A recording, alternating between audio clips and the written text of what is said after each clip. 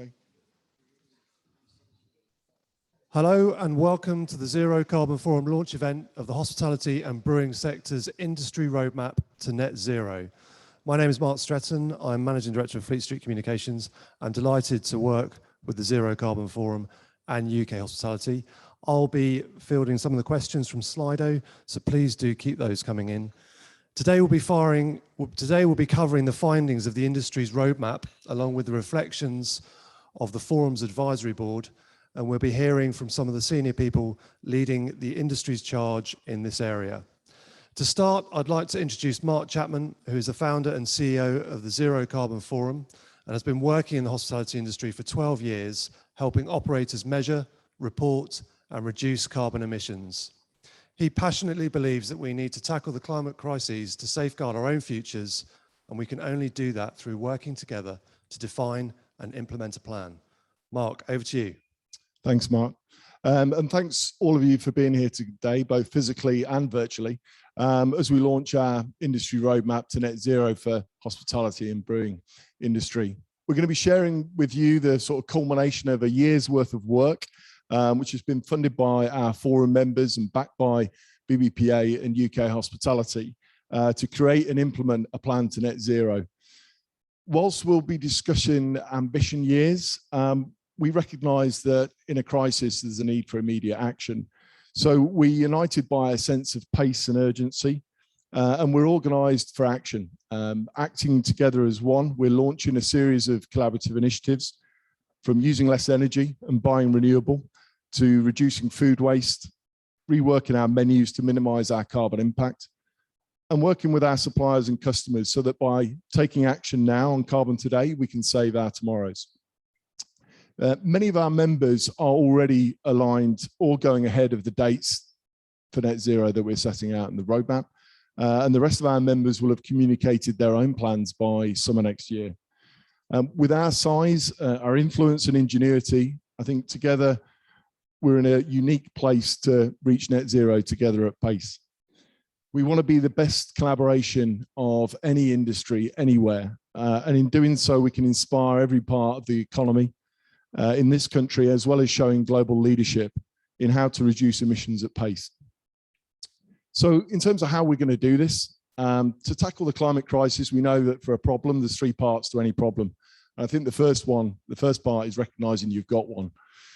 I think all of our forum members from the board to our operations teams recognize the impact of the climate crisis in terms of what it's having on our way of life, on our businesses and our supply chains right now. Collectively, the hospitality industry and its supply chain are amongst the largest employers, economic and environmental influences in the UK. So we know we're uniquely placed to tackle the crisis as we both employ and serve and engage with millions of people every day across the country. To provide them with food and drink and taking care of people is what we do. The second part of solving a problem is working out what you're going to do about it. So to create our plan, we brought together the world leading experts on carbon and sustainability, and Mike Barry and Mike Berners-Lee. Carbon Intelligence have led the analysis on our emission areas, supported with specialist knowledge of the brewing sector from Carbon Architecture. And to ensure our plan's implementable, both our advisory board and roundtable of our members, CEOs and CFOs, have been engaged and involved at every step, along with any commitments and timelines that we set. And the third part of solving a problem is actually doing it, is implementing the solutions you've identified. And to implement the reduction initiatives we've identified in our roadmap, we've got working groups that meet monthly, co-chaired by our forum members, that are the safe spaces you can come to work out how to do it and identify where we can collaborate to go faster. The initiatives we're already working on, such as using less energy and the buying of renewable, will deliver over 350,000 tonnes of carbon savings a year. That's the same emissions as over 40,000 households. And we know that through our upcoming collaborations on reducing food waste, on reworking our menus, engaging our suppliers and consumers, we know we can deliver many more times these savings year on year. So in doing so, we know that in many areas doing it and cutting carbon can also cut costs. Through our overnight energy initiative, operators have been saving up to £5,000 per outlet and 10 tons of carbon. So the solutions to the climate crisis can also help us survive as businesses right now. So we know this is difficult to do, but it is doable. We know it feels overwhelming, but we're here to break it down into what you need to do now and next. So no more talking and no more walking. We know we've got to pick up the pace. So we hope you come and join us in our roadmap to net zero. Thank you. Thank you very much, Mark. We're going to be hearing from Mark some more later on. We're now going to hear a video address from Andrew Griffiths, the government's lead on engaging businesses ahead of COP26 to join the race to zero. Hi, my name's Andrew Griffiths. I'm the UK's net zero business champion, appointed by the Prime Minister around a year ago to support UK businesses to make ambitious climate commitments. And it's a great pleasure to join you today to celebrate the launch of the Zero Carbon Hospitality Industry Roadmap. It's so encouraging to see this really important sector, the beating heart of our high street and our economy, stepping up to the climate crisis, despite what I know has been an incredibly difficult challenge across the last 18 months. As you know, the government's baked into law a 2050 net zero target for every form of business. That's the very highest form of commitment a government can make. But I'm delighted to see industries such as yours working together as businesses, harnessing your ferocious problem-solving power that you use every day to make customers happy to tackle the climate crisis. And the ambition of tackling scope 1s and 2s, the immediate impact by 2030, and then the whole of the supply chain impact by 2040, I think is to be admired. And I'm really, really pleased to hear about the action that's being taken. It's a great level of ambition from leading lights in the sector. You are a really important part of the economy in terms of your interaction with consumers every single day. And that's really powerful. And I hope that as part of this initiative, you'll also be telling customers what you're doing, as well as working downstream with your suppliers to help them come on this journey. So congratulations to everyone at the Zero Carbon Forum. I really do think this is a great initiative. I'm very pleased to celebrate that for you today. With just 13 days to go until the COP Climate Summit, the momentum that's being built by businesses such as yours is incredibly important in sending a message to our world leaders that now is the time, and we've absolutely got to seize this opportunity. So thank you very much indeed. Thanks for what you're doing. Continue to prosper, continue to take action, and I look forward to hearing about the stories and the endeavours that you're making in the weeks and months ahead. Thank you. Very grateful to Andrew there for recording that. Not the best MP's background I've seen in lockdown, but there's always room for improvement somewhere. We're now going to come to Mark McGinn, who's Executive Director, Sustainability and Social Impact at Edelman. Mark has helped brands develop solutions and campaigns covering the circular economy, sustainable consumption, societal equality, and digital citizenship for some of the world's best loved brands, such as Apple, Nike, Unilever, Heineken, Starbucks, and IKEA, or should that be IKEA? He'll tell us. Mark sits on the advisory board to provide insights on consumer expectations relating to the climate crises and broader sustainability issues. Mark, could I start by asking, what are consumer expectations of companies relating to their approach to tackling the climate crises, and how have they changed in recent years? Sure. First of all, thank you and good morning, everyone. Thanks for letting me be here with the forum for this fabulous launch. It is so important, especially in this decade that has already begun, which is critical that we're taking action. So where are people at? Where are citizens at?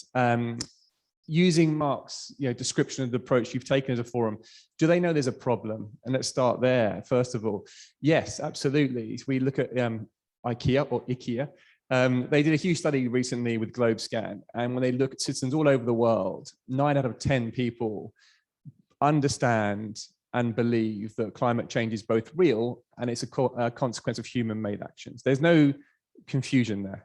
9 out of 10 people also want to do something about it. They say they will change behaviors. But then we see a big drop with them knowing what to do. It goes down to 4 out of 10 who understand what they should do. They're seeking leadership. And we also study trust at Edelman for many, many years. And what we've seen change over time is the role of business in building solutions. And business now is the most trusted institution over government, over media, over NGOs to deliver answers. So going to Mark's second point is what are the solutions? In effect, people see business as having better ideas and being able to deliver against those ideas more than any other institution. So there are expectations now for leadership in business and for business themselves is to step into the challenges we have in society, of which climate change is one of the most pressing. The last 18 months has been, unlike anything we've experienced in many of our lifetimes, going back many generations. We are in a more fearful state. Obviously, public health is at the top, job loss second, but climate change has risen up to a huge extent. In the UK, our own data shows it's risen up by 23 points to be the most important in consideration and concern of the public after job loss now. So it's hugely important, and they want business to lead. They want business to step in. And what's also interesting about the dynamic between citizens and business is they believe it's easier for them to mobilize business than it is to mobilize government on these solutions. So we see 55% saying I can get a business to help me with these solutions than I can my own government. And that includes around environmental policies. 2 in 5 think they can mobilize a business to behave differently around their environmental footprint. So there's an ask to do more, there's an expectation to do more from the public. That's great. Thank you, Mark. Just one follow-up question. What are some of the best companies and brands doing in this area? And what are the consequences of those that don't take action? So one watch out for business is that there has been a rise in cynicism in the gap between say and do. And there's been an increase in the perception that some of the statements haven't been followed up with actions or investments, and that there is a worry that some of it is more of a marketing exercise, which is why it's so important to have hard pathways and direct action plans that people can understand the changes that happen in the near term. So those are the people who are doing things well, people who are demonstrating that it's a change in direction. And also importantly, which is why this forum is so significant, is they understand that for change to really happen, groups, industries need to move as one, because only when we move as one do we really make a difference. The benefits, what that gives you is that we see a huge increase in what we call belief-driven buyers. So those are people who would choose or avoid or boycott brands who they don't think align to their expectations of what to see in the world, and climate change being one of the most important issues. And there are concerns, of course, of business about stepping into these issues. They're complex, and there's lots of risks too, because we can't do everything at the same time. But to give business confidence, we can see that if you're a company that takes a stance on climate change, makes a concerted effort to try and build solutions, you're 4 times more likely to be chosen by a consumer than somebody who doesn't. And let's also not forget, it's not just consumers, citizens are also workers too. And we know that almost 7 out of 10 employees would either choose or leave or consider being employed by an employer based on their performance against climate change. So there are considerations that will both drive your commercial success and your long-term success as a business and your engagement with your audiences. So existentially, this is really important for both companies' own health and obviously the wider health of our planet and society. Absolutely right. Great stuff. Thank you, Mark. We'll have the opportunity to ask questions of Mark and the rest of the panel very shortly. Please do keep those questions coming in on slide A. So now we're going to hear about the roadmap. To introduce the findings of the industry roadmap, we have Kristen Fleece as the Zero Carbon Forum Sustainability Lead, and has been working over the past 10 months with all of its members and Carbon Intelligence to create the industry roadmap, and is going to talk through the key findings of work. With her is Will Jenkins, Director from Carbon Intelligence, who has been leading the team at Carbon Intelligence to produce the industry's roadmap. Over to you. Thank you. So it's clear, having heard the broader context, both within our industry and in a wider business and consumer landscape, that we need action, and we need it now. So over the last few years, we've seen so many more businesses prioritizing a decarbonization agenda, which is fantastic. And I think we've taken away 2 big things from that. One is the scale of the challenge that we have ahead of us, and two is the fact that we can only go so far on our own. So when it comes to making the level of change that we need, no single organization has the scope or the influence that we need to create the change that we require at this point. So when it comes to changing food systems, to looking at farming practices, to shifting our consumers' behavior and menu choices, and to ultimately ensuring that we have the regulatory framework in place to enable all of those changes, we can't afford not to work together. So to create the scale and the pace of change that we need to work together as a united industry. So we've seen a number of other industry collaborations popping up, but we think as hospitality, the breadth and the depth of topics that we need to address make us uniquely positioned to really be leaders in this space and to drive change at scale. So our forum is divided into 3 working groups where we focus on the methodology and the framework behind net zero. And that's the greenhouse gas protocol and how it applies ultimately to our sector and to our members. We focus on our operational and our direct emissions, which are our scopes 1 and 2.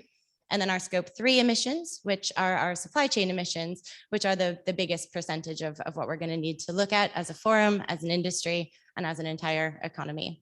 But we can't reduce what we haven't measured. So that's led us to the creation of our roadmap, where we sought to find our shared emission key hotspots across the sector, broken down into 5 subsector personas. So we focus on restaurants, quick service restaurants, pubs, breweries, and hotels. What we've done is we've broken that down into really what needs to happen based in climate science and based in the numbers of our aggregated data, which we'll go into some more details on, from what needs to happen across the economy, what needs to happen across our sector, what individual businesses are going to need to do, and what has to happen every single day in our outlets and in our customers' homes ultimately. So in creating this roadmap, we've really distilled down the actions that we can focus on in our net zero timelines, but also tangible milestones in between, where we really have a unique opportunity to work together and drive that change at scale, both within our sector and adjacent sectors on which we depend and vice versa. So in creating a roadmap, it's important that it is ambitious, it's important it's achievable, it needs to be comprehensive, and perhaps most importantly, it needs to be credible and backed in the latest climate science. And that's why we've worked with Carbon Intelligence on that, to make sure that we have data templates and conversion factors that really break down our sector's emissions in a way that makes sense and in a way that we can take those actions that we mentioned we need to. So we've worked with the teams at Carbon Intelligence I forgot I can change my own slides. And there are a number of opportunities for collaboration. We've distilled down the main 4 that we've focused on in our work with the team at CI and with our members as a forum in general. So the first one is data. So it's very important that we're speaking the same language and that we're credibly measuring our emissions in a consistent way and that we're monitoring and reporting those emissions over time in the same language. So for us to step in and have these data templates created is really game changing, that we know what we're measuring, in which way we're measuring it, and we have a plan to optimize that and get more robust data over time. So Carbon Intelligence has outlined for us the minimum, probable, and best case scenario of data collection so that we know where we have to improve. So for us to set standards, platforms, and systems in that space as well is a way for us to create economies of scale and speak as a united industry voice. Engagement is the next one, which transitions nicely from that, in that whether it's in your offices, with your employees and your boards, in your outlets, with your operational teams, your suppliers, distributors, customers, partners within our sector, in other sectors, engagement is absolutely key. Doing the right thing is essential, but talking about it in a way that brings people along on the journey with you and widens your sphere of influence is absolutely crucial to us decarbonizing. So that engagement piece is something I don't think we could achieve without the collaboration of the forum. Innovation is another really key one. So the technology on which we depend to reach net zero carbon emissions, a lot of it does exist, perhaps not to the price point or the scale that we require for it to be applicable to our industry. And some of it doesn't yet exist. So things like our heavy goods vehicles and lab grown meat, investing in hydrogen lorries, there's a huge opportunity for us as a united sector with the power of the businesses that represent our forum and are committed to these causes to accelerate that technology create economies of scale, and actually make change in that to ultimately our decarbonization depends on activities in those areas. So we're exploring some really exciting things in that area in the next few years that we'll be able to start investing in. And finally, speed. So behind all of those things, our members will reach net zero at different dates between 2030 and 2040, but between whenever they finish, the point is that they're working at a pace faster than they would be doing alone.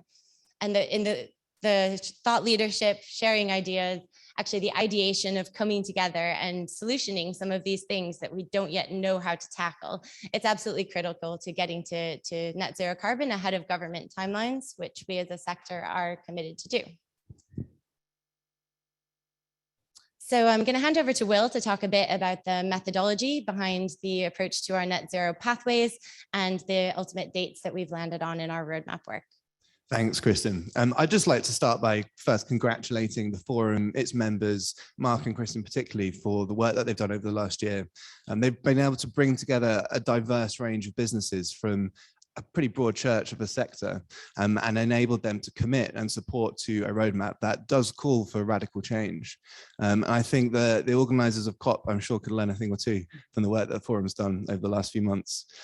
So carbon intelligence was brought in to provide the rigor, the robustness behind the roadmap to make sure it's in line with best practice, in line with the latest climate science, and fundamentally is something that could be delivered practically by the members. So we started by understanding where the sector is now.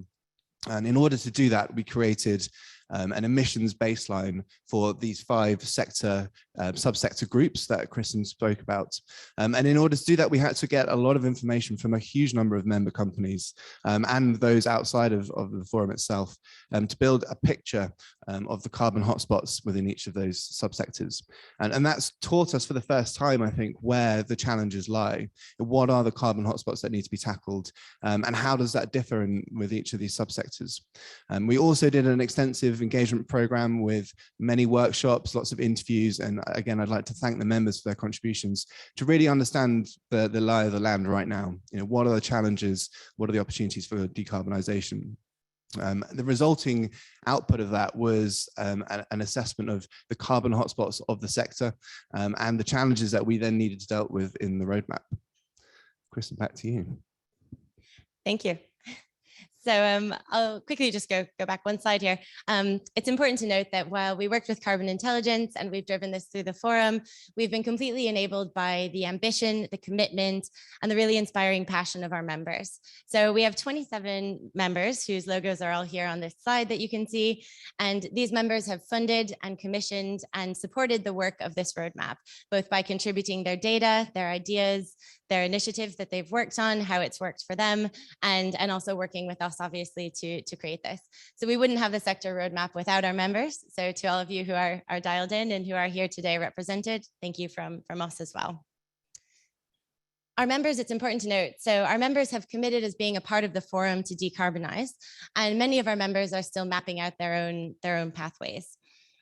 Ultimately, we've outlined our timelines to net zero, and what we've landed on is by 2030, we hope to have abated all of our avoidable direct emissions across our operations. So that's our scopes 1 and 2 carbon emissions. By 2040, we want to achieve net zero, which involves abating all of our avoidable emissions across our supply chain, and then offsetting residuals in a credible way to remove those from the environment to get to our net zero.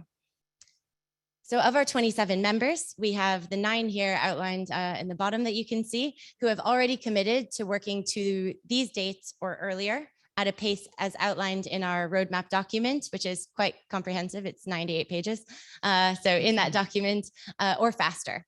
So these members are really leading the way to bring other forum members along and to really accelerate the pace that we're achieving our decarbonization. So I'll just read them out of the 9 who have already committed. We've got Azuri Group, Brewdog, Burger King UK, Marston's, Mitchells and Butlers, Nando's, Pizza Hut Restaurants, Revolution Bars, and the Restaurant Group. So more of our members will be joining these members in the coming months. We've asked all of our members who are currently working through the consistent data templates that we've provided to calculate their footprint by the end of this year or early next year. And ultimately, they will all have announced a public net zero pathway based on their own emission hotspots by summer next year. So we'll be adding to that list in the coming months, and we'll be sure to keep everyone posted about that. So the breakdown of our findings, we won't walk you through the whole 98-page document. We'd be here all day, perhaps two. But what we can outline is the emissions intensity. So Carbon Intelligence has calculated this for us based on the aggregated data that Will mentioned in terms of tons of CO2e, so all of our greenhouse gas emissions per million pounds turnover. So there's a wide variance, as you can see, between the subsectors, particularly between pubs at the bottom versus quick service restaurants at the top. And the contributions to those amounts are different as well. But if you take one thing away, it's that a majority of our emissions come from our supply chain. So it really does come back to that engagement piece, that collaboration piece, and our absolute necessity to work as a united industry voice to achieve the ends that we'd like to get to. So it's up to 97% for quick service restaurants, which operate off of a heavy franchise model, in terms of how much of that is out of our direct control as businesses. And that's quite scary because we're not accustomed to making commitments or targets publicly in particular to things when we don't yet know how we're going to achieve them. It's contrary to the way that we've been taught to do business from the beginning, but it's absolutely crucial that we are doing that in a kind of catch-22 situation or we won't get there in the end. So kudos to the members for being brave and starting this journey and starting to tackle these. So the reduction targets are important. So we've based our reduction targets in terms of what's feasible for the different subsectors, and we're aligned at 90% reduction across our direct emissions. Across our indirect emissions, it's anywhere from 57 to 78% that we're targeting. So that's based in climate science, and it's based in the variance between our different member businesses. We've got breweries with some very old legacy equipment that are quite energy intensive. We've got some organizations that rely on new builds that won't have as many issues as an old pub or a brewery. And we have some shared challenges that we're really breaking down. So purchase goods and services, you'll find if your emissions are 90% in the food business, scope 3, 60% of that will likely be from food and beverage purchase goods and services. And a lot of that will come from your standard meats, dairy, pork, poultry, the standard culprits. So for us to find ways to innovate around that, to change our menus and to still delight our customers every day is one of the biggest challenges we have to face. Our other challenges are around equipment, logistics, their franchise models, things like in our pubs, the use of sold products of refrigerating beverages. So there's a huge breadth of topics we'll need to address. Our roadmap does a fantastic job of breaking that down into how each emission area contributes to the total and which emission reduction we need to take and how that's ultimately going to get us to our net zero targets. So our pathway, we've broken this down into a few key work streams, which Will is going to talk you through. So as Kristen's just been through, the reason why this roadmap is so credible is because it does cover all greenhouse gas emission sources from the sector. You know, we're not trying to hide things. We're not trying to bury difficult carbon hotspots. It does speak to all of the key challenges that the sector faces. It's also based on climate science. So the roadmap, the reductions that we've put on the slide there are in line with limiting warming to 1.5 degrees, which to be credible, you know, that's the kind of fundamental part of achieving net zero. The third thing is that it's based on what is actually achievable. So you'll see in the roadmap document, we've gone into an awful lot of detail for each of these subsector pathways about the technologies, the solutions, the measures that these organizations in the sector can achieve and can commit to. And those projects themselves then fall into these 7 work streams. And this is really where the forum provides the value, is bringing together, collaborating across these work streams and making sure that one innovation in one company can be scaled up elsewhere. And there's already been a huge amount of development actually in some of these areas. So if we pick renewable energy as the first work stream, as Mark's already mentioned, there's a sector initiative looking at this. And we've put in the roadmap the ability for the sector as a whole to source 100% renewable electricity by 2030. Which is going to be critical to delivering that 90% reduction across scope 1 and 2 emissions. We don't just need to deal with renewable energy and the sourcing of it, we also need to deal with buildings and how energy efficient they are. So hence that second work stream on net zero buildings. So this is not just about retrofitting, it's not just about stripping out natural gas and using gas as a heating source. It is actually about the new building design and how quickly we can make changes to new building design.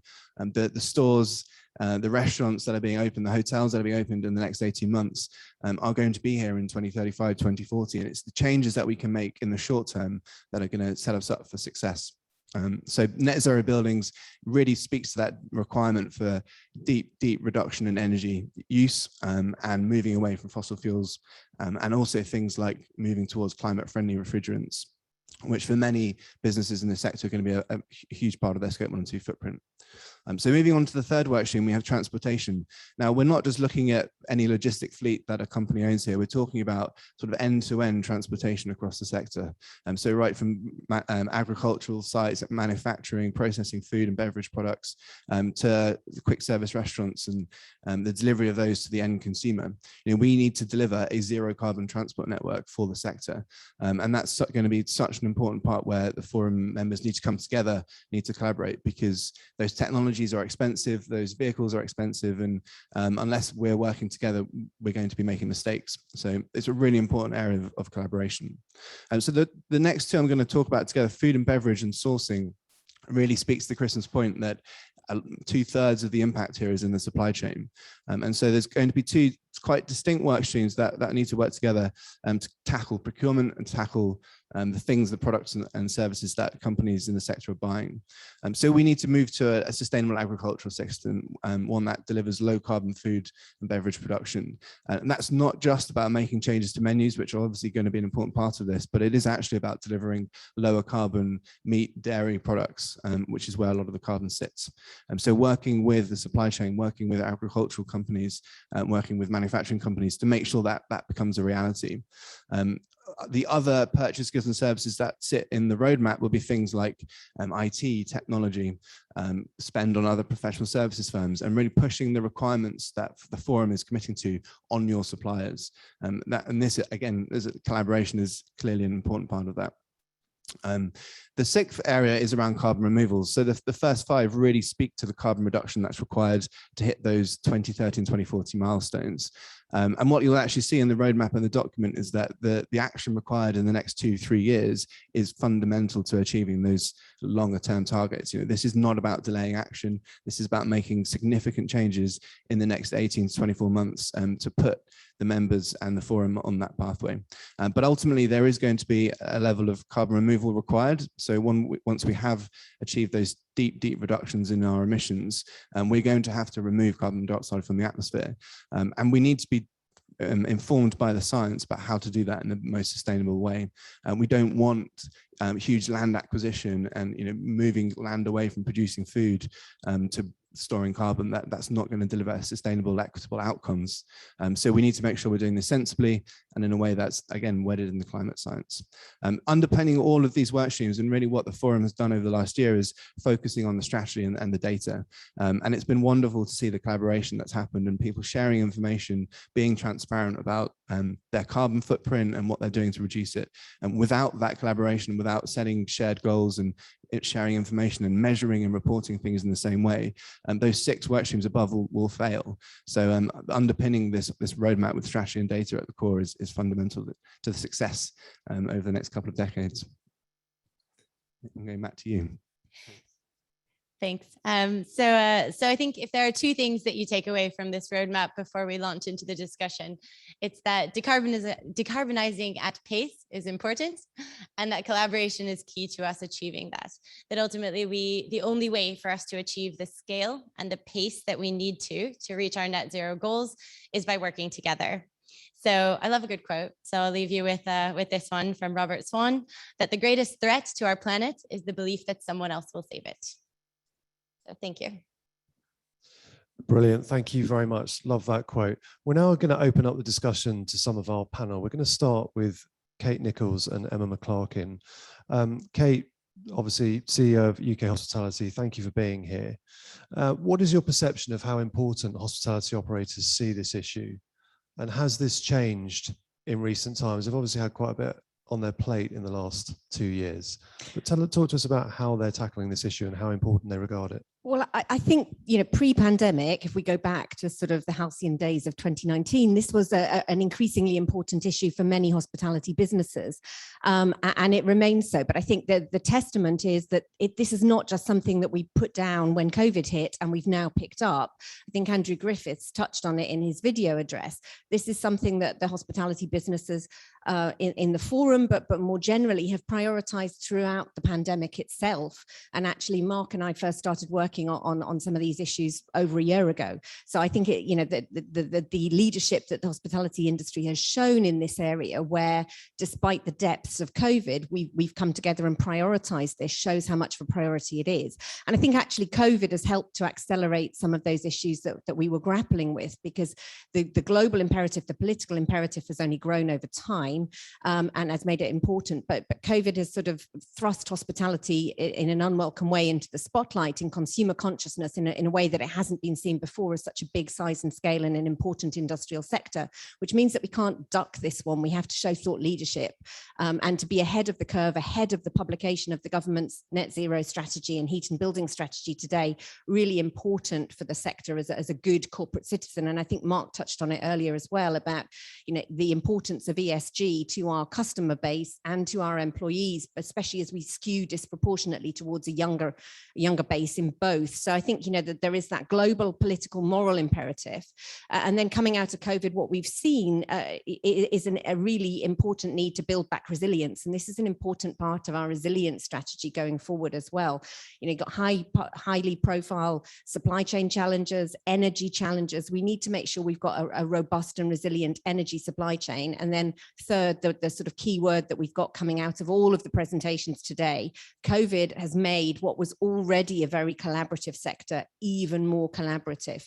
And what we've got being launched today with the toolkit is the results of that collaboration, which means that any business, however small, and hospitality and tourism is disproportionately SMEs, they can take very small incremental stages and steps, and a large number of small steps will deliver a huge result in terms of carbon net zero for the sector as a whole. This is not just company targets, this is a sector target.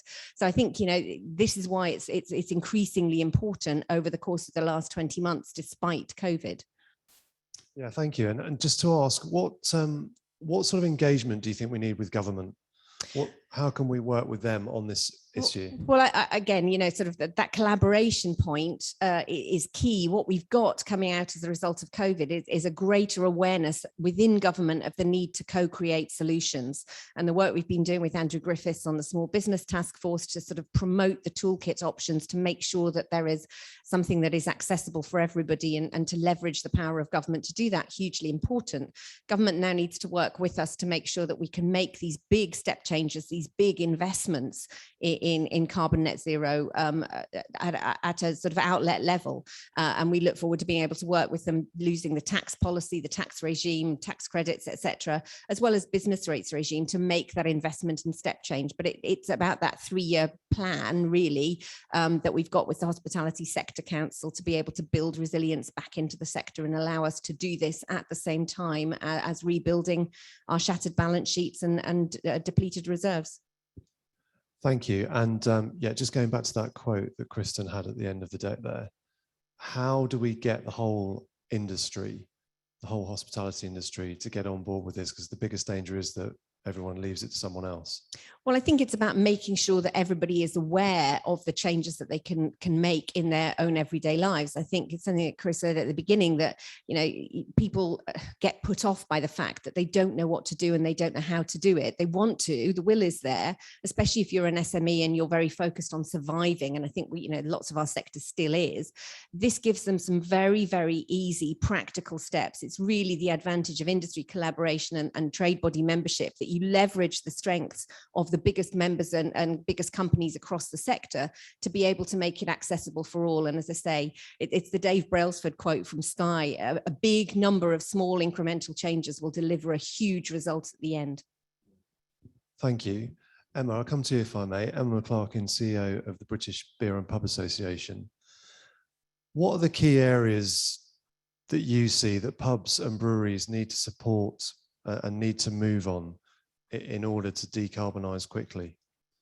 Well, I think energy management is one of those top areas that we need to look at and shifting our energy sources to renewable ones. But we have to make sure that we have an energy market that can provide us with enough energy supply and a consistent supply to do so. And that is a big challenge, particularly in hospitality. It can be very difficult for us to find competitive quotes. So we need a competitive market. So that is a really big challenge that we face right now. But we really do also need to have the right regulatory environment to make sure that we are able to operate our businesses as well as reaching for these targets when it comes to net zero. So there is an awful lot that we can do and that we can look at, but we need help on that journey.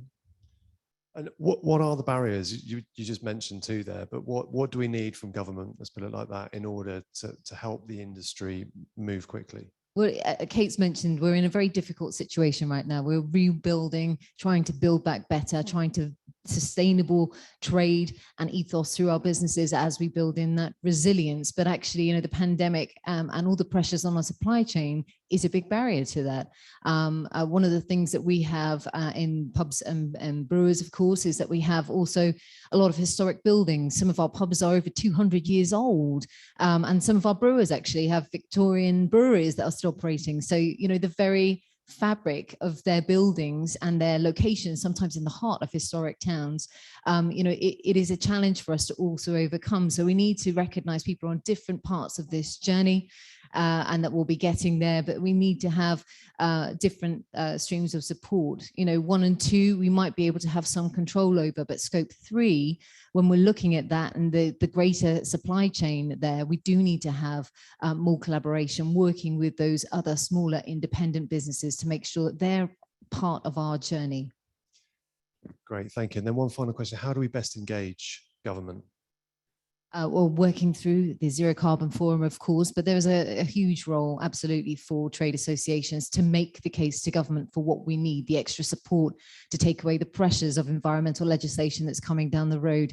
Cost is a huge thing for us when we're looking at how we're going to implement the targets that we want to reach. So we need to find and build a business case to allow for the efficiencies also to come through on that. But, you know, the BBPA, we have a voice there with the government and have a good track record in shaping that, and we'll continue to do that for our pubs and our brewers. Excellent, thank you very much. We're now going to hear from some of the companies that are leading the charge. So to Emma's right, we have Andy Wood, who's CEO of Adnams. To his right, we have Tim Doubleday, who is CFO of Burger King UK. To his right, we have Rob Pitcher, who's CEO of Revolution Bars. And finally, we have Jens Hofmer, who is CEO of Pizza Hut UK.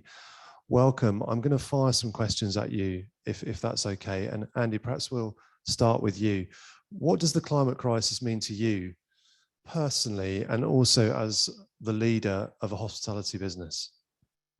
So Adnams is a sort of elemental business in so many respects, in that we're perched right on the edge of the East Coast.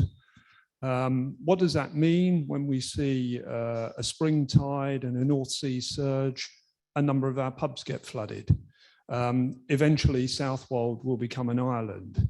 So it was really important for us, and we were seeing this. We were seeing coastal erosion. We were in the front line of climate change in the UK. Of course, there are regions of the world that are much greater affected by this phenomenon. So that's one reason. The other reason is, whilst we have a public listing, we have long-term owners who are comfortable with thinking intergenerationally. And I was reading Mark Carney's latest book, and one of the themes running through that is that we value the present day too much and the future not enough. He's an ambassador, well, global ambassador for UN sustainability goals, but I think there's something in that. What does that mean? That meant 15 years ago, we started to invest in low carbon, low impact assets. So our distribution center is built 7 meters down in a disused gravel workings. It's made out of lime hemp block, has a wooden frame, has nearly 2 acres of sedum on its roof, so it's pulling carbon out of the atmosphere, grey water harvesting, no artificial heating, no artificial cooling. We were fortunate enough to have to replace our brewery back in 2007, and we were able to put in heat recovery, so we're not venting energy to the atmosphere. We're holding on to that energy to boil the next brew that's coming through. So I think we partially fixed the roof while the sun was shining. The sun's not shining for the industry at the moment, so that's hugely challenging, I think. But we're not complacent about this. We're not hubristic about this. We're delighted to be part of the Zero Carbon Forum. The data templates that we have now give us an opportunity to measure the impacts of what we're doing. We're very encouraged by the results that we're seeing coming out of those data templates. But we want the industry to cross the line together. We don't see this as a competitive advantage. Actually, let's get the industry as close together and across the line together, and that will have a huge effect for the UK economy, for our businesses and for our consumers. Brilliant, thank you. Tim, I'll come to you if I may. Same question. What does it mean to you personally? And also tell us about how you're viewing this at Burger King UK. Thank you, Mark. Well, for me personally, we took the stewardship of the Burger King brand about 4 years ago in the UK. And that at the same time, I became chairman of the environment leadership team at Business in the Community. So the two things sort of were concurrent, and consequently, we started looking at how we could actually grow and recover the Burger King brand in the UK in a responsible way. And as Kate alluded to with the government strategy around recovery and resilience, it was very much looking from a personal perspective about how we could build that into what we do as a business. So I think the first thing for us was awareness, and making sure that the business and people in the business were aware of the impact of climate change, and how much of an existential issue that is for the brand and also for the sector. And now for us, it's about how do we actually broaden that. So we have a franchisee community to work with, both big and small. And there are a number of SME businesses in there who don't have the resource to address some of these issues, and we have a responsibility to help them do that. But predominantly, as you've seen from some of the slides that Will was talking about, supply chain is a big area for all of us, but particularly in the QSR sector. So we're now working very actively with our suppliers and looking at the products that we put through our restaurants. So for example, plant-based is now becoming a core part of our menu, which certainly wasn't there 3 or 4 years ago. So that sort of continued development is really important to what we do as a brand. Thank you very much. Rob, we'll come to you. Just tell us what it means for you and a little bit about what you're doing and how you're looking at this as a business. Yeah, thanks, Mark. I'll make it really personal. So I grew up in Australia. We were obsessed about the hole in the ozone layer.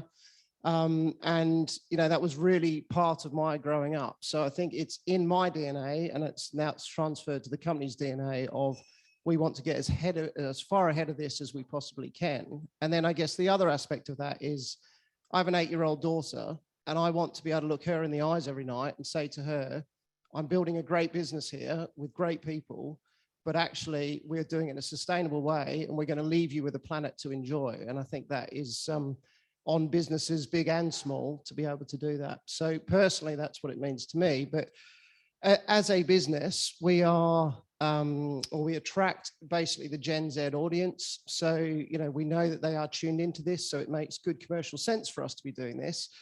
But equally, on a Saturday night out in a Revolution Bars Group site, it is probably not forefront of their mind about the environment. That is fair to say. But what we do know is that in their wider day-to-day, as we heard earlier, they are looking to brands for leadership. And we want to be one of those brands that are doing that. So you know, we've just set up a centre of excellence in our bar in Reading, where we are trialling new technologies across the board of everything we can. And again, looking forward to sharing that with the rest of the forum, so as we can start helping some of those SMEs to have knowledge that they wouldn't necessarily able to get outside of the forum. So we're doing that. We've also gone fully renewable on energy. We've also reduced our energy consumption by 19% over the last 3 years. So we're doing quite a lot. Then we're taking the radical step. And for those that have gone to our bars, you'll know that Pornstar Martini is the #1 selling drink. We fly in over 1 million passion fruits from around the world during the year. We are going to remove the passion fruit from the Paul style martini. So try and save the planet one passion fruit at a time. That we basically fly them in, we chop them in half, we drop them on top of the drink. It looks great, actually gets in the way, hits your nose when you're having a drink, and then it ends up in the bin. It's completely pointless. It's our biggest carbon product we've got on the menu. So in little ways, we can change our menus and evolve our product offering and therefore quite easily taking carbon out of our day-to-day business. Thanks. Brilliant, thank you. I'm just trying to think of the Sun headline for that story. I'll come back to you. I like to give a headline. Jens, last but not least from our company CEOs, tell us what it means to you and what you're doing. Yes, hi. I'm going to try and match your ozone layer childhood trauma story. I was born in the Netherlands. Large parts of the Netherlands are below the level of the sea, which tends to focus the mind when it comes to climate change. Sort of what triggered me, one of the things that triggered me around the climate change debate is the very loud narrative that is out there in certain circles that the market economy is a chief culprit of climate change and needs to be defeated if we want to save our planet. And I couldn't disagree more with that particular thesis. I think, as we all know, there's never been a more effective mechanism to drive global cooperation than the market economy. And it's global cooperation that we need to solve a problem of this magnitude. So for me, business, the market economy is the key mechanism to start solving this and start addressing this massive problem we're facing. Now, what does that mean concretely for my business? Well, first of all, I think it requires leadership from the top. I think many leaders of my generation are in the habit of delegating difficult issues to their public relations department and can come up with a great story that basically absolves them from any responsibility. I think this is definitely a topic that needs to be driven right from the top of the organization. And then it requires a spirit of humility, because we don't have the answers. We have a huge amount to learn. These are very complex topics. It's very easy to knee-jerk into symbolic actions that sort of sound nice, but don't actually make a massive difference in reality. And this is why I so much welcome this forum, because as an industry, we have huge potential to learn from each other, to learn from experts, and ensure that the action we are taking is going to have the right impact and the right consequences. Some of these actions for me have to be around influencing the government and the legislative agenda. I don't think we can effectively harness the market economy to address climate change without a level of regulation. We need to create a level playing field. Consumers are not going to be flocking into our restaurants just because we're doing the right thing for the climate, certainly not in the short term.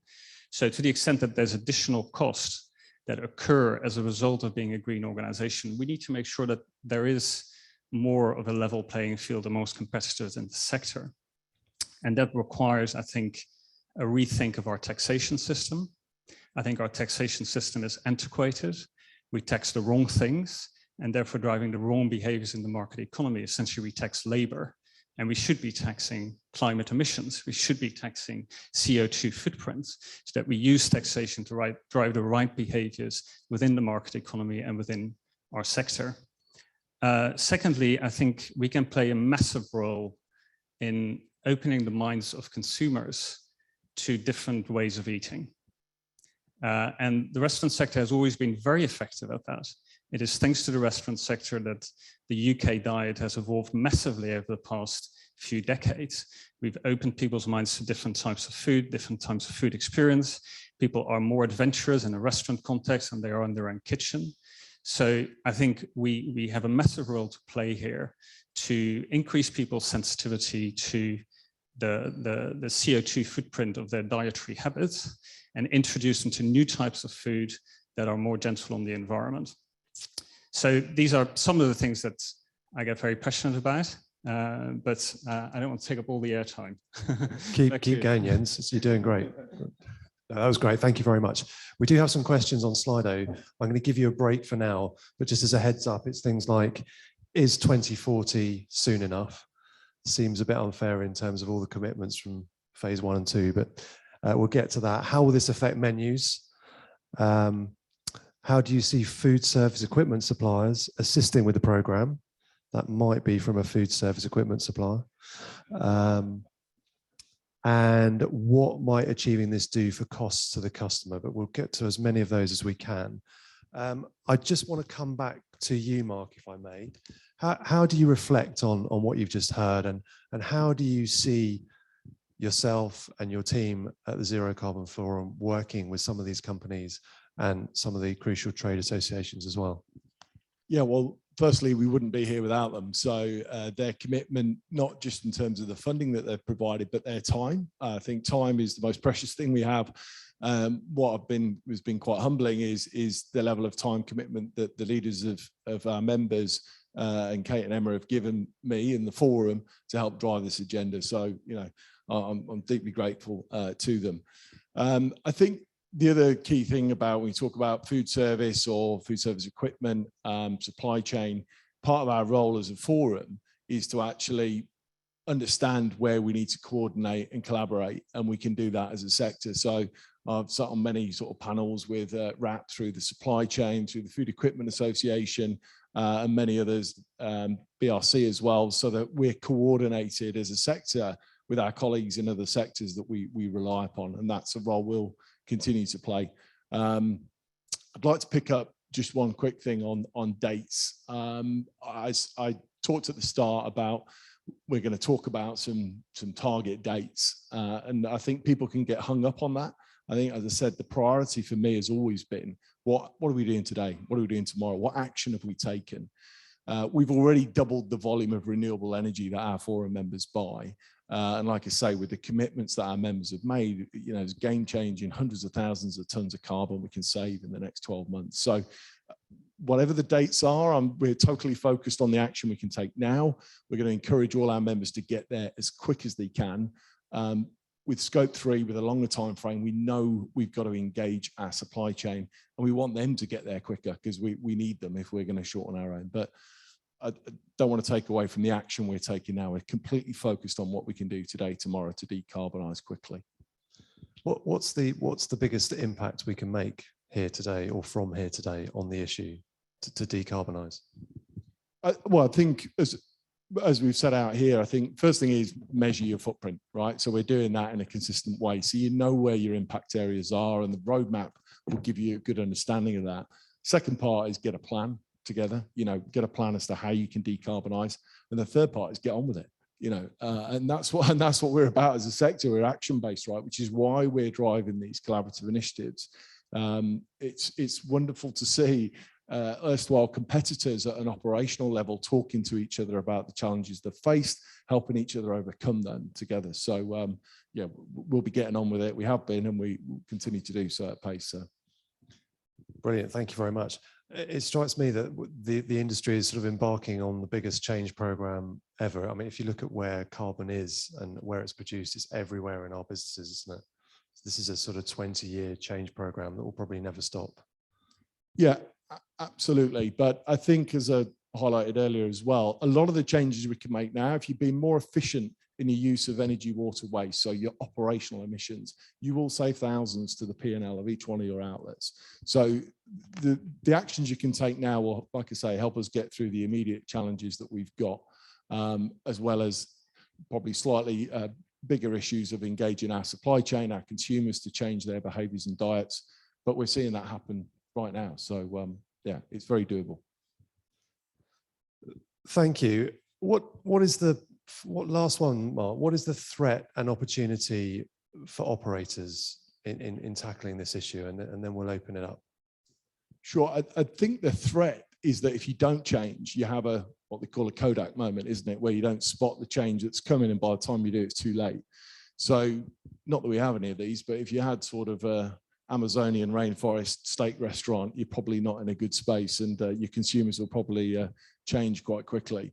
So you've got to see what's coming, and you've got to make those changes ahead of your consumers. Otherwise, they'll just vote with their feet and not go there. So I think the biggest threat is you don't see the changes you need to make. I think the opportunity on the other side of that is that if you do show what you're doing through obviously being part of the collaboration, but also being able to show your own plan any progress in reducing your emissions, then customers will reward you for it. You know, Mark talked about expectations of customers, and they vote with their feet and with their pounds, right? So they will be more attracted to you as a brand at the moment if you're showing progress on this issue. Yeah, thank you very much. Mark, I'll come to you if I may. Edelman's famed for trust. I was really interested to hear you talk about business being the most trusted, or one of the most trusted bodies in our society. And then we heard Jens talk about, you know, too often these programs start or are run by solely the PR department as a bit of greenwashing. Do you still see that? And what do the best programs look like in the companies that you work with in terms of who sits on the council, who leads the program, who makes sure that things are delivered? Is it, presumably it has to be top down? Yeah, absolutely. I think that there has been a big issue with greenwashing, continues to be that. I'm not sure it's because the programs start in PR departments. I think it's because PR departments are briefed to try and get some good news because of good work that's being done by other people in the business. And the people in the business need to be the technical experts. It's fantastic that this forum is got the persons that it has on it. You know, this is exactly as it should be. These are the senior leaders in the companies who are turning up to underline how important it is as a business critical issue going forward. And that's how all of these programs of change have to be delivered. They have to be top down, and it has to be mission critical and at the center of any strategy for any company going forward. We need to get better at then communicating to the outside world what we're doing as companies to make sure it's not greenwashing. We need to explain the hard truths and the hard facts. And that's why this forum is so, you know, this session for me has been a real gift of optimism. It's hard to be optimistic about this subject matter right now, but the optimism around seeing this, I touch a few alliances and coalitions across different industries. I've never seen an industry move so quickly in hard terms as these group have done in the last year. They deserve a huge amount of credit, and I'm so excited what they're going to do together going forward. I'm optimistic because it's based on action, as Mark said. It's what people are desperate for. They want to see a narrowing of that say-do gap that you're highlighting in your question there.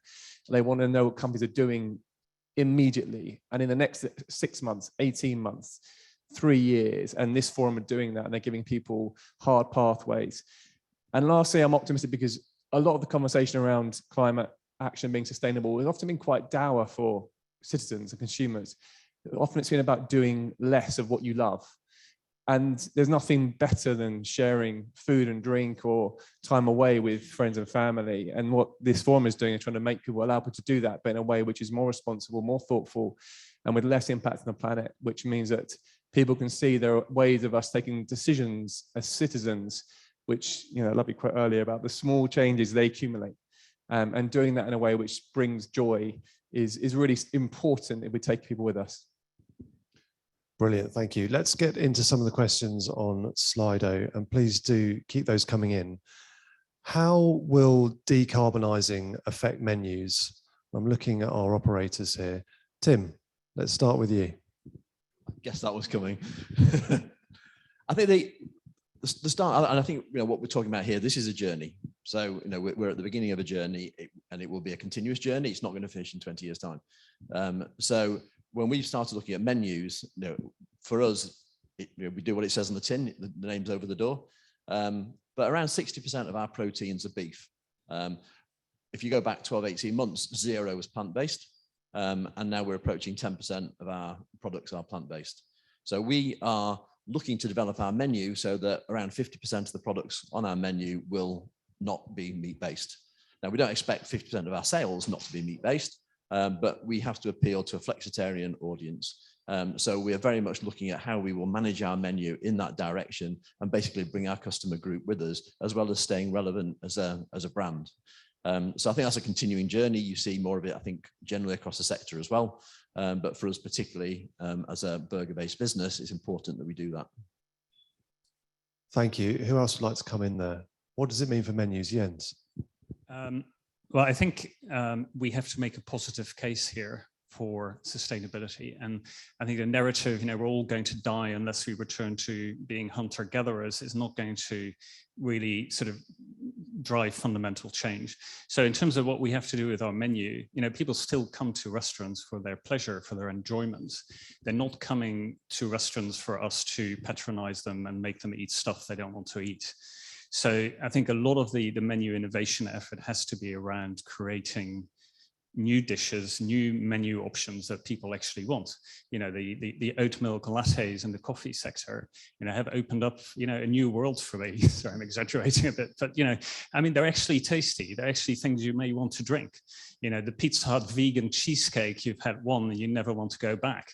So, and I see, items on the menus of many of our competitors that I find delicious, craveable, great alternative to menu items with a higher footprint. So, my message is, it has to be tasty, it has to be enjoyable to eat, and we need to take people there because they want to go there rather than we're patronizing them. Thank you. Andy. Yes, Mark, I'd like to build on what Jens was saying. We're challenging our chefs and our executive chefs to make plant-based meals really exciting and something that people will choose, not out of a distress purchase, but because it's really, really tasty. And I think we can learn from coffee shops. Not only do you have sort of 15 different coffees that you can buy now, you have 15 different milk substitutes from oat to almond, and that feels like a really good thing. It's really good choice. And we should celebrate that and celebrate the talent of our teams who can actually help us on this big change that we've got to make. On moving to plant-based as well, and one doesn't want to talk to people about their diets particularly, but there's got to be a human health benefit from this as well in terms of the metabolic disease that we're seeing within developed societies and developed economies. So I think there's a further byproduct from moving in this direction as well. Interesting. Thank you very much. And Rob, I'll come to you. Yeah, probably 2 points on that. One is, look, we need to get the balance right between running ahead of the consumer and careful not to leave them behind, but equally showing the leadership and providing these great alternatives to expand their diet in that direction. So that onus is on us. But I guess for our business, which is largely drink-led, I gave you the headline earlier on, but look, we are known for great cocktails and really exciting things. And 3 years ago, those cocktails came with lots of bits of plastic put in the top of them, and there was lots of paraphernalia with them. We've had a really concerted effort now to remove all of that. It's sort of unnecessary. It still needs to be theatrical, provide people with a great escapism on a night out, but you can do it without the bits of plastic imported from China, et cetera, et cetera. So I think, from a drinks point of view, it's about sourcing responsibly, but equally looking for alternatives where perhaps there'd probably not been the thought leadership previously around how we make our drinks exciting. Thank you. And then just going back to Slido, there's a question which essentially asks, is there a conversation to be had with the consumer around sharing some of the cost of making these changes? Is that the way it is? Do we necessarily take on more cost through doing this? Or how do you view it? Is it actually, are there savings to be made and that's where you need to push first? What do you think? Anyone come in now?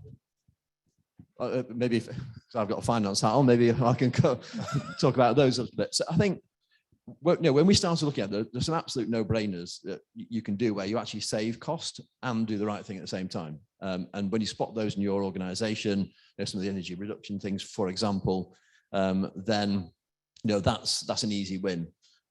So we did a lot around energy reduction. We took plastic toys out of children's meals, to reduce the plastic footprint as well. So you can look at those sorts of things, and those are very beneficial. The question then is, how do you reinvest that cost? Because as you go up the scale, things will get more expensive. And so you then have to look at how you invest that cost, those cost savings in dealing with the more difficult areas. And that's where I think some of the conversations with government about research and development allowances, capital allowances, and so on, will help particularly smaller businesses look at those and say, yes, I can get a return on this. It will pay back in a period of time, which makes it a proper business decision as well. Ultimately, proteins are very expensive. So, as we look moving towards plant-based products, there's an argument you're offsetting some of the inflation in some of the protein prices as well. But we'll see where that develops. Jens. Yeah, I think the hospitality is not a high margin sector. We tend to operate on very low margins. We're also one of the most heavily taxed sectors in the UK economy. We've got the highest VAT rate in the whole of Europe. We tend to deploy a lot of labor, which also attracts its own taxes. So yeah, we've got quite a squeezed P&L. So it would be an illusion to think that the industry is just going to absorb any on cost of a greener approach. In the end, we either have to find more cost-effective solutions, or it needs to be passed on to the consumer, or, and I think that's where the government has a very important role to play, needs to be shouldered by the government through a much fairer taxation system than the one that we're currently enjoying. Thank you. Rob. And Mark, probably a shameless plug for the forum here, and that is, look, there are undoubtedly extra costs coming into all of our businesses, and I guess as leaders on the forum, it's down to us to shoulder some of that cost in order that we can experiment and then share the learnings with each other. So we're taking duplication of cost out of the industry, share openly, and then that enables the small and medium-sized enterprises to benefit from the knowledge that's coming out of this forum. And I guess that's why we're a member. We want to share that best practice. Couldn't have put it better. Thank you. Kate and Emma, how does this work help you do your roles, do your jobs in talking to government and getting a fairer deal for government? Kate. Well, I think it's back to what I said at the start, that we need to be seen as an industry to be playing our part as a good corporate citizen, and we need to be front foot in addressing some of the challenges, the societal challenges that are out there, not just the carbon net zero, but the broader issues that we touched on as part of the debate. So I think it's about making sure that we have the best possible ammunition to go in and have the discussion with government about what we are doing ourselves to put our own house in order to be promoting some of the objectives that the government wants us to do. And that opens up and frees up the discussion to then turn to what do we need government to do to help us deliver that, whether that's on the levelling up agenda, the Build Back Better agenda, carbon net zero, the big topics that the government has as its top priority. We want to be seen as being engaging, a critical friend, a sort of co-creator of solutions, and then have that ongoing discussion about, and now these are the changes to tax that we need to be able to take forward. And it's that grown-up conversation. It's that starting point that allows you to say, yes, keep VAT at 12.5%. We can deliver a lot of this without inflationary pressures coming through to consumers in the form of prices. Yes, we can deliver on your national food strategy, which also is talking about, reduction in various proteins and changes that we need to make at a national level about food supply and energy supply. So I think it's that basis. So without this, we are much less effective at going in to defend the industry against attack and to push forward on the areas that the government would like us to see. Yeah, thank you, Emma. Yeah, no, I think the government would do well to recognise the work that we're doing as an industry on sustainability and net zero and decarbonisation. It is not an easy journey for businesses at different scales, and it is particularly difficult for some of the brewing industry. So just recognition of the challenges that we have, and then how we can formulate those solutions together, but they can incentivise us to do the right thing. Absolutely, as Jens was saying, there are many things that they could do to change that regulatory environment, to change the taxation environment, and to give us the recognition for what we're doing, or incentivize that change that will help people and businesses of all shapes and sizes get to the targets that they really want to actually genuinely deliver. Yeah. Thank you. Got a question from Andy Kershaw of Masters. The government has made a major announcement today surrounding the decarbonisation of heating. They appear to have decided that heat pumps are the future. Thoughts? Kate, I'm going to come to you. Well, you might know something about this. Yes. speaking as somebody who's just installed one about a year ago at home, yes, that is the major plank that they have put forward in terms of commercial, of consumer domestic heating, and moving away from gas, being less reliant upon gas. And we all know the problems that causes at the moment in terms of energy supply and costs. So this is about incentivizing a move towards more sustainable, renewable energy and the use of heat pumps, and incentivizing people to use heat pumps. Clearly, that is a major plank for domestic buildings. We now need to work with them to talk about what we need to do for heat in buildings at a commercial level, where those kind of heat pump challenges are magnified, and you can't just dig holes in grounds or stick things on the side of buildings. We need to have a more complicated discussion around that. But it shows the scale of the government's ambition, what they've published today, although the incentive is for 90,000 homes, so that's less than 1% of the population being given the incentive. But the other area that they're looking at is the sort of negative incentives. Can mortgage lenders, can finance houses incentivize the investment that businesses are making, that consumers are making, by making disproportionate charges if you are not green, which goes back to our sort of thought leadership imperative about why it's a good thing to be getting on front foot of this. But I'll happily talk to anybody about domestic heat pumps and the pros and cons of them if anybody wants it. Excellent, thank you. Grab you after.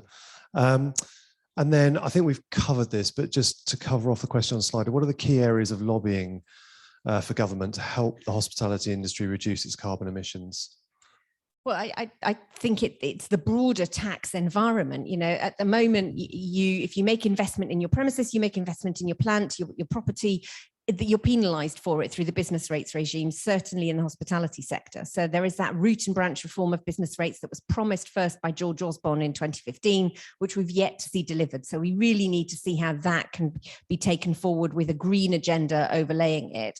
For the hospitality sector, it's the breathing space that locking in that low rate of VAT, 12.5%, would give us to be able to make an investment in a whole wide range of areas, but also would crucially give small businesses in the sector the management bandwidth to just think about how they can do this, because that's the challenge we've got at the moment. And then thirdly, it's about R&D tax credits. You know, the corporation tax, great, but none of us are making a profit. And so therefore we want to look at the immediacy of R&D tax credits and making sure that they are relevant for hospitality, not just looking at manufacturing, not just looking at sort of outdated technologies, but actually encouraging and incentivizing the investment in new technology. Go for it. Is it back on? It's back on again. No, the cost is a huge hurdle in all of this. And of course, unfortunately, throughout the pandemic, we have accrued great losses and great debt. And that is money that really simply could have probably paid for this net zero journey for many of those businesses. So, you know, we need these incentives, we need these tax cuts in order to help incentivize us on this journey, because it does have cost implications that come with it. But the innovations, again, as Kate was saying on R&D, we need to be looking at those low carbon technologies and investing in them and trialing them and finding out what works best. And we've had a really, you know, difficult time over this period. Lots of people went out and bought outside heaters because we could only trade outside. So we wanted to keep our businesses alive. Now we're being told that we're not to use them anymore, but we need to build sustainable businesses. So there's a chicken and egg effect here, but we need the support to get to sustainable trading so that we can fire on with this journey. Brilliant, thank you. Andy, I'll bring you in and then we'll come to Mark, because I know I'm just conscious of time. Thank you, Mark. You know, Emma and Kate are doing a great job for us, and I think that's really important. But I think what we're doing is having a conversation about 20th century things when we need to be thinking about 21st century things. So we need to have a conversation about what we value as society. So take the two Amazons. Amazon that delivers a parcel to your door is valued at $2 trillion market cap. The Amazon rainforest doesn't have a value until we chop it down and graze animals on it. And I think we have to have a discussion about what are our values in the 21st century. And this is all part of that discussion. Really good point, thank you. Mark Chapman, I'm just conscious of time. I'd like to bring you back in, and maybe we'll come to for sort of final thoughts to the panel, or for whoever wants to dive in. But Mark, one of the questions here is 2040, essentially, is 2040 fast enough? Short answer, no. I mean, it needs to be yesterday in some respects, but if we look at 2040 for our supply chain, those are some of the targets that big parts of our supply chains have set. So were we to go ahead of that, we'd in effect be having to do significant amounts of offsetting, which is not what we want to do, and we can't do to credibly reach net zero. So what are we doing about that? Well, what we're doing in terms of engaging our supply chain through the forum is that through our working groups, we've come up with a set of questions that we can consistently engage our suppliers with. Who are our common suppliers? How do we engage them in the same way, asking them the same questions? We work with our supply chain to understand what innovations are going on in farming that we can support that will help you decarbonize. So we want to connect the farmers to the ultimate users of their products. So that's the work that we're doing now with our supply chain. We want to bring that date forward. We want to bring 2030 forward. These dates aren't set in stone. We'll try and bring them forward as quick as we can, but we're taking action now to try and do that. And for clarity, there's a great deal of work that's being signed up to today to hit quite a few objectives and targets before 2030 or by 2030. Absolutely. Yeah, I mean, there's a whole plan of actions that we've either worked on or are working on, as I said, renewable energy being one of them, but that will deliver carbon savings right now and year on year. So yeah, we look forward to bringing those dates forward if we can through working with our supply chain. Thank you very much. As ever, time is against us with these things. So I'm just going to come to a few of you for just final thoughts. What's the key takeaway that you'd like to leave with the people that are here and the people that are watching online? Jens, I'll start with you. Just a reminder that I can't think of many other sectors in the economy that have such a close connection and interface with the consumer than the hospitality sector. People eat in our establishments, drink in our establishments, sleep in hotels. It's a very intimate relationship that we have with customers, and therefore we're uniquely placed to start to influence behaviors and to start that dialogue with consumers about how we can start to consume in a more responsible way. And therefore, we're not just one of many sectors defining a roadmap to zero carbon. We're actually a crucial one in the context of the overall economy and society. Thank you very much. Who else would like to come in for final thoughts and the thing that you're really keen to impress on anyone watching? I just want to speak to the person that's perhaps watching online. I hope there are many of you out there, but is terrified about this journey and hasn't started and doesn't know where to begin. That's exactly why the Zero Carbon Forum exists, to try and give you that map, that roadmap to start this journey. And don't worry that you aren't as far advanced as other people. Your journey is your journey. And as long as you're making that journey, that's the most important thing, as Mark said earlier, but I know it can be terrifying. So reach out to either myself at the BBPA or through Mark or anyone at the Zero Carbon Forum to talk to you about how it works and what's going on and how you can get engaged, because I recognize that for big guys, maybe they can do it. They have someone that does it full time. It's different when you're a smaller business. So don't be afraid on that first step. Brilliant. Thank you. Who else would like to come in? Rob, and then Kate, and then Kate. Yeah, probably just building on the two previous comments really, but hospitality is a friendly industry and we've always collaborated really, really well. And I think there is no more important subject that we should collaborate on. The forums provided us with the opportunity to do that, which we're very grateful for. But we've got a chance to capitalize on the fact that hospitality has raised its profile over the last couple of years, probably for some of the wrong reasons, being so hard hit by the pandemic. But it's testament to everyone in the industry and to Mark and the team that we've come out of it really fighting for sustainability.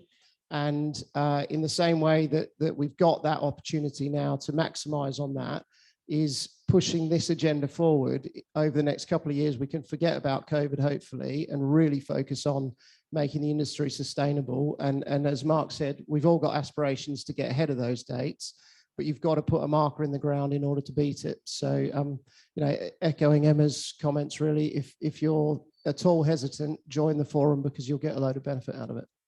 Great, thank you. Kate.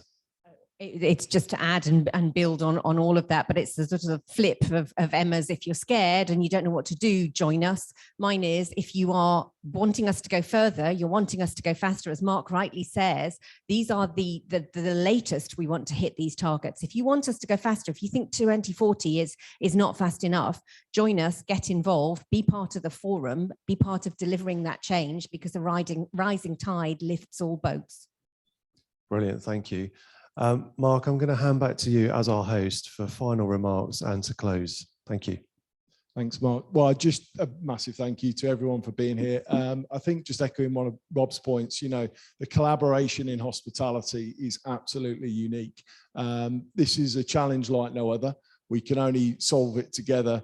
It's great to see we've literally got our arms around each other and we're facing this together. So I thank everyone for being part of it, making it happen. And to those that aren't, I think just to echo, you know, don't be afraid. It's not overwhelming. It is doable, difficult, but doable. And we'll face it together. So thank you.